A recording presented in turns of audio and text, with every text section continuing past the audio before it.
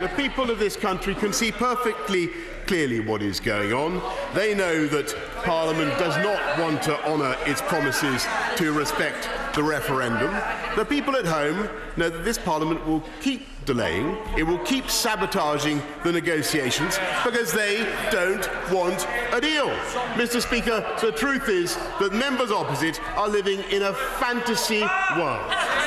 They really imagine that somehow they are going to cancel. This is what they want to do. They're going to cancel the first referendum. They're going to legislate for a second referendum. And Parliament will promise that this time, perhaps not the lady opposite, but Parliament will promise that this time it really will respect that vote.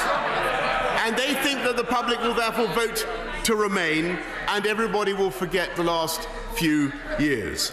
Mr. Speaker, I have to say I think that is an extraordinary delusion and a fantasy even greater than the communist fantasies peddled by the Leader of the Opposition. It will not happen. The public don't want another referendum.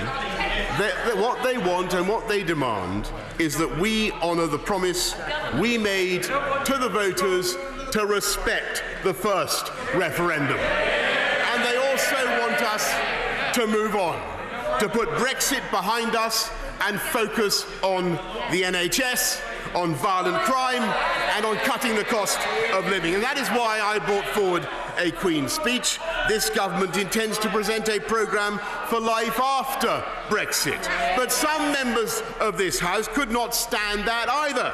Instead of facing the voters, the opposition turned tail and fled from an election. Instead of deciding to let the voters decide, they ran to the courts instead. And despite the fact that I followed the exact same process as my predecessors in calling a Queen's speech, the Supreme Court was asked to intervene in this process for the first time ever, and it is absolutely no disrespect to the judiciary to say I think the court was wrong to pronounce on what is essentially a political question at a time. Order! Whatever the strength and intensity of feeling and the passions to which these matters give rise, we must hear what is being said in the chamber, and I wish to hear the Prime Minister. The court was wrong to pronounce on what is essentially a political question at a time of great national controversy.